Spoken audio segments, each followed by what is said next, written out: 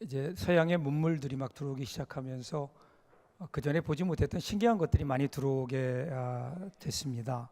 근데 어느 그 대감이 고관 높은 자리에 있던 대감이 서양 선교사님으로부터 비누 한 상자를 선물로 받았다고 해요. 때가 잘 씻긴다고 하면서 아주 신기해하면서 자기 문객들에게, 그 대감이 문객, 자기 집에 와 있는 문객들에게 비누를 자랑하고는 하나씩 준 겁니다.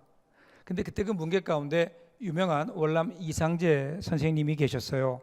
여러분 아시는 대로 이상재 선생님은 우리 그리스도인이죠. 그리고 독립협회를 통해 독립운동을 하셨고 우리 민족의 그 미래를 위해 힘쓰셨던 민족의 지도자였습니다. 이분이 비누를 받아 들고는 비누를 가만히 쳐다보더니 갑자기 칼을 꺼내서 비누를 깎더래요. 한쪽 구석을 깎더니 한 조각을 입에다 넣고 먹더래요. 깜짝 놀라서 아니 이 사람아, 그거는 얼굴에 때를 씻는 물건이지 먹는 게 아니네. 그랬더니 그때 이상재 선생이 이렇게 답했답니다. 알지요. 아는데 여러분은 이걸로 얼굴을 씻지만 저는 뱃속에 때가 너무 많아서 뱃속의 때를 씻어볼까 해서 먹었습니다. 그때 그 이야기를 듣던 거기 많은 사람들이요, 얼굴에 낯을 붉혔다, 이렇게 그 이야기는 기록하고 있습니다. 눈에 보이는 것도 중요하지만 더 중요한 것은 눈에 보이지 않는 것, 더 중요한 것은 나의 겉모습보다 내 안이, 내 마음이 어떤가 하는 것이 더 중요하다는 거죠. 그렇습니다. 오늘 우리 사회를 보면요, 아주 심각한 증세가 하나 있어요. 그것은 뭐냐면 개혁 피로 증후군이라는 겁니다. 개혁 피로 증후군. 모두 다 개혁을 이야기합니다. 너나 나도 개혁을 외치지만 정작 개혁되는 것은 없어요. 오히려 개혁이라고 하는 말 때문에 스트레스가 쌓여간다는 겁니다. 정치 개혁을 부르짖은 지 오래지만 정치의 구태와 부패는 좀처럼 나아질 기미를 보이지 않고 있습니다. 왜 그럴까요? 모두 다 개혁해야 된다는 걸 알고 있는데 개혁이 되지 않아요. 오히려 그 개혁 때문에 우리의 삶이 더 복잡해지고 피곤해집니다. 왜 그럴까요? 답은 간단합니다. 그것은 겉만 고치려고 하기 때문에 그렇습니다. 개혁하겠다고 하면서 뭘 하나요? 제도를 바꾸고 법을 새롭게 하고 관행을 고칩니다. 그런데 얼마 안 가서 그 바뀐 제도, 법, 관행에 또 다른 문제가 생겨나게 됩니다. 이유는요, 그것을 지켜야 되는 사람이 바뀌지 않았기 때문입니다. 사람이 바뀌지 않으니까 아무리 제도가 바뀌어 봐야 그 제도는 역시 또 다른 문제를 만들 뿐입니다. 그 진정한 개혁은 어디로부터 시작돼야 되는가? 그러면 내가 바뀌는 겁니다. 사람이 바뀌는 겁니다. 속사람이 바뀌는 겁니다. 사람들의 생각이 바뀌고 사람의 삶의 가치관이 바뀌어야 되고요. 결국은 그 마음이 바뀌어야 되는 거죠. 이것이 진정한 개혁입니다. 진정한 개혁. 오늘 우리가 읽은 본문 말씀도 보면 이 개혁에 대한 내용이 나와요. 요시야 왕의 통치 시기를 배경으로 하고 있습니다.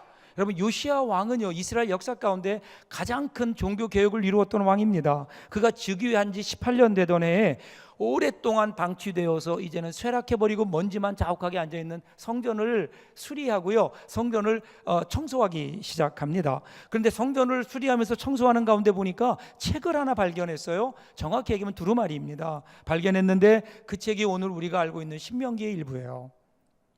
왕이 그 율법책을 왕의 앞에서 읽도록 명령합니다. 그런데 읽다 보니까 여러분, 신명기에 보면 하나님이 주시는 축복도 있지만 하나님 말씀을 지키지 않을 때 하나님이 내리시는 저주와 벌이 있거든요. 그런데 그걸 읽는 그 구절에 도달해 보니까 깜짝 놀라는 거예요. 지금 현재 유다가 하고 있는 일들을 보니까 어쩌면 신명기에서 얘기하고 있는 죄의 목록과 정확하게 일치하는지, 정말 하나도 빼지 않고 아주 꼼꼼하고 성실하게 법을 어긴 거예요. 그 중에 유다가 우상 숭배를 한 죄악이 얼마나 큰 죄인가를 깨닫게 됩니다. 그래서 요시야 왕이 그대로 있을 수 없었어요. 이 저주의, 하나님의 저주로부터 이 나라를 지켜야 되겠다라고 하는 사명감을 가지고 그는 종교 개혁을 일으킵니다. 온 나라에 걸쳐서 아주 대대적인 종교 개혁, 신앙의 개혁을 일으키는 거예요. 제일 먼저 성전에 그동안 방치되어 있던 우상들을 다 끄집어내서 다 불태웁니다. 심지어는 그것을 가루로 만들어서 그래서 시냇가에 뿌리기도 합니다. 유다 땅과 예루살렘에 있는 모든 산당을 제거하고요, 우상 숭배를 하던 제사장들을 모두 죽이거나 쫓아버리고요. 심지어는 그 해골들을 제단 위에서 불사르는 등 아주 서슬퍼런 개혁을 단행합니다. 자, 그런데 그 결과가 어떻게 됐을까요? 안타깝게도 실패했어요. 요시야 왕이 30년 동안 왕위에 있으면서 개혁할 때는, 그때는 이스라엘 백성들이 하나님 앞에 돌아오는 것 같았어요. 우상 숭배도 안 하는 것 같았어요. 그런데 요시야 왕이 죽고 나니까 나라는 다시 원상태로 복귀됩니다. 우상 숭배로 돌아갑니다. 모든 것이 원점으로 돌아옵니다. 결국 그래서 유다는요, 기원전 587년에 바벨론의 침략을 받아서 멸망하고 마는 겁니다. 왜 이렇게 되었을까요? 왜 유다 역사상 요시야 왕만큼 철저하게 개혁을 일으킨 사람도 없는데 왜 그 개혁이 실패했을까? 유다는 왜 다시 원래 죄악의 자리로 돌아올 수밖에 없었을까? 무엇이 문제였을까? 오늘 우리가 읽은 본문이 이에 대해 답해주고 있습니다. 자, 본문을 보세요. 1절 보십시오. 1절 상반절을 보면 이렇게 시작합니다. 여호와께서 이르시되 이스라엘아 내가 돌아오려거든 내게로 돌아와라. 너희가 돌아오려거든 나에게로 돌아와라.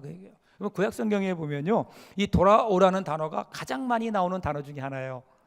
이 단어가 12번째로 많이 나오는 단어인데요, 예레미야서에만 해도 100번이나 나옵니다. 돌아와라, 이 소리가 100번이 나와요. 왜 그렇게 하나님이 많이 말씀하셨을까요?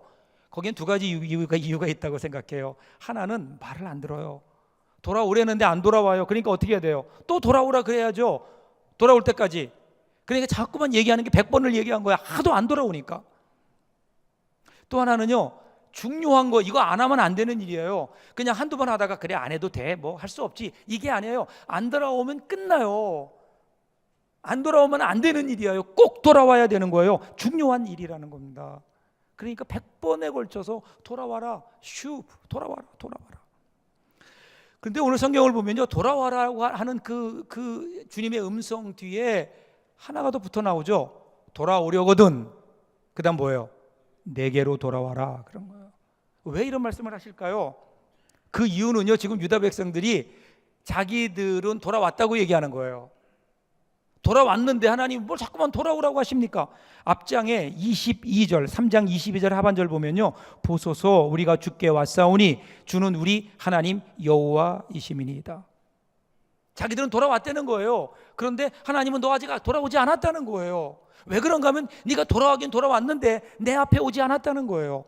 올바른 자리에 오지 않았다는 거예요. 아직도.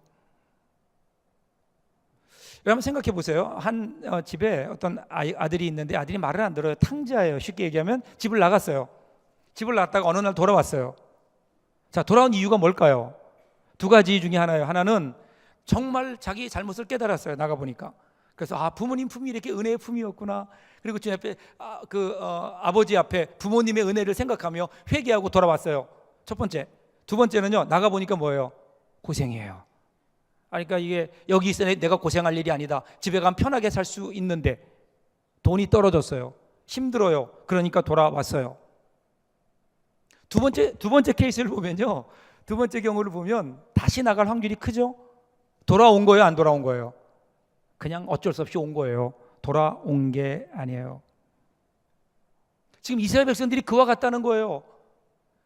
너희가 내 앞에 와 있긴 한데 정말 돌아온 거냐, 이것을 묻고 있는 거예요. 내가 돌아오려거든 내게로 돌아와라. 그러면서 돌아오는 길을 보여주세요. 어떻게 해야 돌아올 수 있는지를 가르쳐 주세요. 자, 1절 하반절부터 2절을 보세요. 내가 만일 나의 목전에서 가증한 것을 버리고 내가 흔들리지 아니하며 진실과 정의와 공의로 여호와의 삶을 두고 맹세하면 나라들이 나로 말미암아 스스로 복을 빌며 나로 말미암아 자랑하리라. 자, 여기 보면 이 가증한 것 이게 나와요. 이 가증한 것에 해당하는 히브리어는 슈크추라는 말인데, 이것은 주로 이스라엘 백성들의 우상 숭배와 이와 관련된 죄악들을 얘기할 때 가증한 것 이렇게 얘기해요. 그러니까 우상 숭배예요. 그리고 그러한 삶을 버리라고 합니다. 이 버린다라고 하는 말은요, 옆으로 빗나가다, 고개를 돌리다, 제거하다, 완전히 끝나다, 그런 뜻이에요. 그러니까 가증한 것, 즉 우상 숭배하는 일들을 버리는 거예요. 버리는데 완전히 버려라. 그것에 다시는 눈도 주지 말아라. 그것과의 완전한 단절을 의미하는 겁니다. 근데 여러분, 이게 쉽지 않은 거예요. 이스라엘 백성들이 이걸 잘 못한 거예요. 그러니까 지금 하나님께서 뭐라고 말씀하세요? 이어서 네가 흔들리지 말하라. 이렇게 흔들리지 아니하며 흔들리다라는 말의 히브리어는요 누드예요. 좀 야한 말이죠. 누드예요. 이 말의 뜻은 뭐냐면 이리저리 움직이다, 흔들다, 방황하다 그런 뜻이에요. 그러니까 이스라엘 민족들이 우상을 섬기는 것이 이들이 돌아오긴 돌아왔는데 그들이 돌아오지 않는 이유는 어디에 있는가 하면요 흔들리는 거예요. 흔들린다. 이거는 뭐냐면요 아예 여러분 하나님을 떠나면 오히려 깨끗할 거예요. 그런데 이들은 하나님을 떠나지 않아요. 하나님을 절대로 떠나지 않아요. 동시에 우상도 떠나지 않아요. 그래서 그들은 얘기하는 거 하나님 우리는 하나님을 떠난 적이 한 번도 없어요. 지금 하나님 앞에 돌아왔어요. 그런데 여전히 곁눈질로 지금 그동안 섬겼던 우상을 보고 세상을 바라보고 있는 거예요. 하나님을 섬긴다고 하면서 여전히 우상도 섬기고 있고요. 자기 쾌락과 욕심과 죄도 여전히 짓고 있는 거예요. 그러니까 하나님과 우상의 경계선에 서서 여기저기 마음을 빼앗기면서 흔들리고 있단 말이에요. 그러면서 얘기하기를 하나님 우리가 주님께 돌아왔습니다. 그런데 하나님 뭐라 그러세요? 너 아직 돌아온 거 아니야. 이렇게 얘기해요. 너 돌아온 거 아니야. 그래서 여러분 열왕기상 18장 21절 보시면요 엘리야 선지자가 이스라엘 백성들 향해 이렇게 얘기하잖아요. 너희가 어느 때까지 두 사이에서 머뭇거리려고 하느냐. 이스라엘 백성들은요 하나님을 포기하지도 않았어요. 그러면서 동시에 바알신도 포기하지 않은 거예요. 하나님을 믿으면서 또 믿는 구석이 있는 거예요. 오늘 그래서 하나님 우리에게 말씀하세요. 돌아와라. 머뭇거리지 말고 결단해라. 하나님께 돌아와라.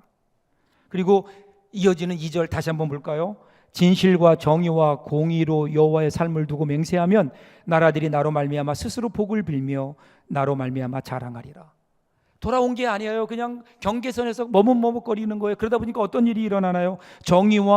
진실과 정의와 공의로 맹세해야 된다는데 이걸 못한다는 거예요. 이건 무슨 말인가 하면 더 이상 말로만 회개하지 말고 너희의 삶 속에 진실과 정의와 공의가 삶 속에 실천되어야 된다라는 겁니다. 그래서 진정한 의미의 돌아옴, 진정한 의미의 회개라고 하는 것은 단순히 그냥 몸만 돌아오는 것 아니라 우리의 마음속에 그것에 대한 잘못에 대한 인정만 있는 것이 아니라 우리의 삶이 바뀌어야 된다는 거예요. 삶의 변화가 따라야 된다는 거죠. 신약으로 오면서 세례 요한이 예수님 오시기 전에 사람들에게 하나님의 나라의 도래를 선포하면서 회개하라 이렇게 얘기해요. 하나님 나라 가까웠다. 회개해라. 그리고 징표로 세례를 줬다고요. 그래서 사람들이 이 메시지를 듣고 사람들이 세례 요한에게 나온 거예요. 회개한다고. 우리도 세례를 받게 해달라고. 우리도 하나님의 진노로부터 우리를 구해달라고. 그랬더니 그렇게 나오는 사람들을 향해서 세례 요한이 뭐라고 하는 줄 아세요? 누가복음 3장 7절을 보면요 요한이 세례 받으러 나오는 무리에게 이르되 독사의 자식들아 누가 너희에게 일러 장차 올 진노를 피하라 하더냐. 실컷 나와서 회개하고 세례받고 회개해라 이렇게 얘기해놓고 정작 회개하러 나온다니까 그들을 향해서 누가 너희더러 진노를 피하라고 그러더냐. 이렇게 지금 오히려 그들을 향하여 질타하고 있는 거예요. 그러면서 뭐라 그래요? 너희가 회개에 합당한 열매를 맺어야 된다는 거예요. 이게 무슨 말인가요? 사람에게 회개하면 너희들이 정말 회개한다면 그것이 형식적인 회개, 마음의 어떤 마음속에 있는 회개에 그치지 말고 거기에 합당한 열매를 맺으라는 거예요. 그래서 사람들에게 뭐라고 얘기해요? 옷을 2벌 가진 사람들은 없는 사람들에게 나누어 주고 먹을 것을 가진 사람도 그렇게 해라. 나누어라. 하나님 말씀을 따라 어려운 이웃들을 돌보고 나누어라. 세리들에게는요 너희에게 정해준 것보다 더 받지 말아라. 그리고 군인들을 향해선 남의 것을 강탈하거나 거짓 고발하지 말고 너희 봉급으로 만족해라. 그러면 세례 요한이 여기서 얘기하는 그 회개라고 하는 것은요 너희 어떤 감정적으로 눈물 찔끔거리는 그런 형식의 회개만을 얘기하는 게 아니에요. 삶이에요. 삶인 거예요. 가난한 사람들과 먹을 것과 입을 것을 나누어주는 정의를 그리고 마음속에 있는 진실된 신앙을 그들은 촉구하고 있는 겁니다. 특별히 그 당시에 세리와 군인들 즉 권력을 가진 사람들은 약한 사람들을 착취하지 말고 너에게 주어진 것으로 만족하며 살아라. 이것이 뭐야? 이것이 회개하고 돌아온 사람들이 행해야 될 일이라는 겁니다. 이런 죄악된 행들이 여전히 계속되면서 너희가 내 앞에 나와서는 내가 회개하고 주님께 돌아왔습니다. 너희들이 100번 얘기해도 내가 믿지 않겠다는 거예요. 소용없다는 겁니다. 사랑하는 여러분, 진정한 회개는요 진실과 정의와 공의로 사는 삶이 뒷받침되어야 됩니다.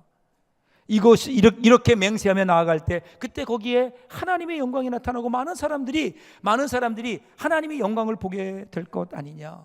근데 너희들이 아직 돌아오지 못하고 있구나. 우상과 하나님 사이에서 머뭇거리며 삶 속에 우리의 삶의 변화가 있지 않으면서 너희들이 내 앞에 돌아왔다고 하나님 그거 인정하지 않으신다는 거예요. 그러면서 하나님께서 그 다음 말씀하세요. 왜 이렇게 된 줄 아느냐? 너희들이 이렇게 해야 되는 걸 알면서도 그거 모르는 거 아니잖아요. 알면서도 하지 못하는 이유가 있다는 거예요. 지금 하나님이 그것을 지적하십니다. 그것이 뭐예요? 그것이 너희의 마음 때문이다. 이렇게 마음 때문이다. 3절 보세요. 여호와께서 유다와 예루살렘 사람에게 이와 같이 이르노라. 너희 묵은 땅을 갈고 가시덤불에 파종하지 말라. 묵은 땅을 얘기해요. 묵은 땅. 묵은 땅이 어떤 땅입니까? 여러분 본래는 좋은 땅이었어요. 근데 돌보지 않으니까 농사를 지을 수 없게 된 겁니다. 여러분 이 밭이 처음부터 좋지 않은 밭은 아니었어요. 만약 여러분 처음부터 좋지 않았다면 밭이라고 부르지 않죠. 황무지라고 부르죠. 원래는 밭이었다고요. 생명이 살아나는, 거기에 씨를 뿌리면 그 씨가 자라나서 열매를 맺을 수 있는 좋은 땅이었다고요. 그런데 묵혀진 거예요. 그동안 돌보지 않은 거예요. 돌보지 않으니까 땅이 딱딱해지면서 거기에 잡초들만 자라고 가시덤불들이 우거져 가지고 더 이상 농사를 지을 수 없는, 즉 생명을 탄생시킬 수 있는 능력을 상실한 죽음의 밭이 되어진 겁니다. 그러니 거기에 아무리 씨를 뿌려도 싹이 나지 않고요. 싹이 난다고 해도 거기에는 잡초와 가시덤불 때문에 열매를 맺을 수 없는 겁니다. 그러니 이런 땅에, 이런 묵은 땅에 아무리 씨를 뿌린들, 아무리 좋은 종자를 뿌린들 거기에 무슨 열매가 있겠느냐는 거예요. 우리 마음이 그렇다는 거예요. 너희 마음이 그렇다. 너희 마음이 묵은 마음이구나. 묵은 마음이구나. 묵정밭으로 변해버린 마음밭, 거기에는 이기심과 허위의식과 욕망과 욕심과 죄악의 풀들만 자라고 있구나. 그것을 갈아엎지 않고는, 그것을 뽑아내고 그 딱딱한 땅을 갈아엎어서 부드럽게 만들지 않고는 거기에 생명의 역사가 없다는 거예요. 씨앗이 떨어진다고 해도 어떻게 무슨 열매를 맺겠느냐. 왜 지금 너희가 그 길을 알면서도 내 앞에 돌아오지 못하고 있는가 하면, 그러면 마음이 딱딱해졌다는 거예요. 마음이 묵은 밭이 되었다는 겁니다. 그러면 마음을 어떻게 하래요? 마음을 기경하라는 거예요. 마음을 갈아엎어야 된다는 거예요. 그래야 거기에 열매가 맺혀지지 않겠느냐. 밭 가는 자에게 먹을 것을 주시는 주님께서 마음밭을 가지는 자들에게 기쁨을 주신다는 거예요. 진실과 공평과 정의의 열매를 맺게 해주신다. 그러면서요, 그 다음 4절을 보면요, 더 아주 정확한 그 답안을 주십니다. 4절 보세요. 유다인과 예루살렘 주민들아, 너희는 스스로 할례를 행하여 너희 마음 가죽을 베고 나 여호와께 속하라. 그리하지 아니하면 너희 악행으로 말미암아 나의 분노가 불같이 일어나 사르리니 그것을 끌 자가 없으리라. 할례를 얘기해요. 스스로 할례를 행하여 너희 마음 가죽을 베어라. 여러분, 할례라는 게 뭘까요? 의학적으로 보면요, 여러분, 할례라는 게 요즘 의학으로 보면 포경수술인 거예요. 근데 이것이 왜 이것이 중요한 문제가 될까요? 이스라엘 백성들은요, 난 지 8일이 되면 모든 남자들은 이 할례를 받게 되어 있습니다. 근데 왜 할례를 받게 했을까요? 이스라엘 백성들에게 왜 하필이면 표피를 베라고 했을까요? 여러분, 이스라엘 백성들은요, 이것은 자기들이 하나님의 자녀가 되었다는 증거인 거예요. 왜 이것이 하나님의 자녀가 되었다는 증거일까요? 그들은 그 남성의 표피를 자르면서 스스로 이렇게 고백하는 거예요. 나는 생신 능력이 없는 사람입니다. 그런데 만일에 하나님 나에게 아들이 있다면, 나에게 자녀가 주어진다면 내 것 아닙니다. 하나님이 주신 겁니다. 이 고백인 거예요. 그래서 이스라엘 백성들은 그 할례를 받으면서 어떤 고백을 하는가 하면, 나는 하나님의 자손입니다.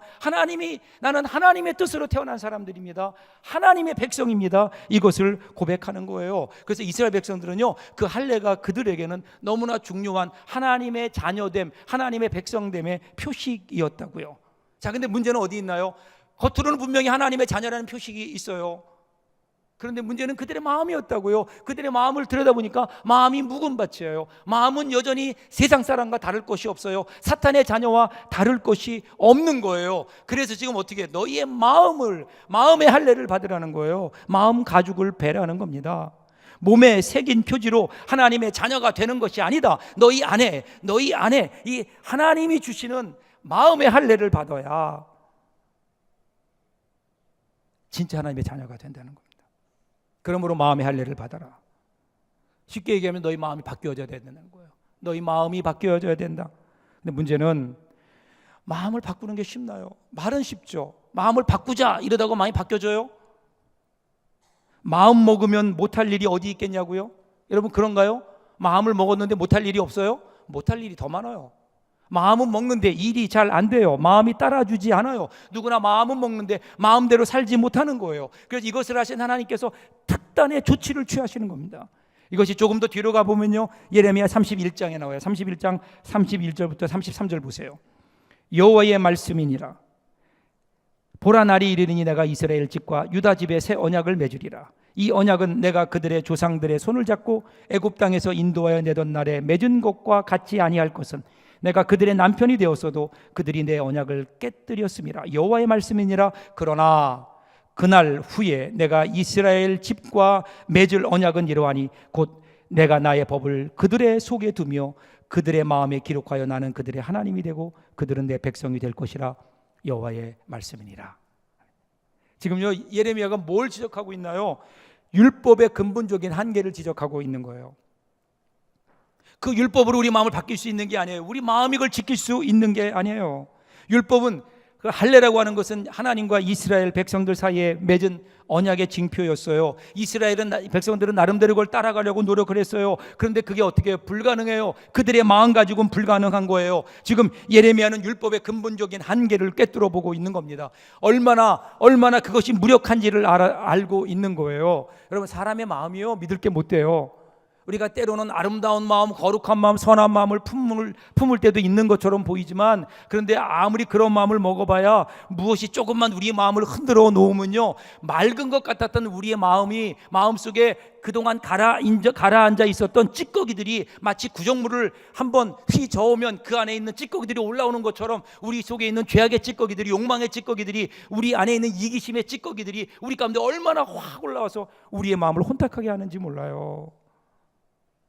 우리 마음 가지고는 안 된다는 거예요. 이 마음 가지고는 안 된다는 거예요. 그래서 하나님이 새로운 언약을 맺으십니다. 어떻게 해요? 나의 법을 그들의 속에 두며 그들의 마음에 기록하겠다는 거예요. 그들이 누구예요? 우리예요. 우리 마음에 기록하시겠다는 거예요. 자, 보세요, 여러분. 이런 말씀이세요. 인간이 계속해서 이 언약을 못 지켜요. 그 마음 가지고는 지킬 수 없어요. 우리 마음은 죄로 물들어 있어요. 언약을 어기니까 하나님이 드디어 결단하신 거예요. 그 결단이 뭔가요? 심판하시는 거예요. 근데 그 심판을 어떻게 하시는가 하면은요, 하나님께 더 이상 그 죄를 우리에게 묻지 않으세요. 그냥 하나님이 스스로에게 죄를 물으시는 거예요.